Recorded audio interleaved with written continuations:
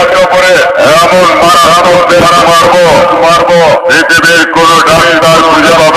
পাবে না তোর কোন জায়গায় ব্যথা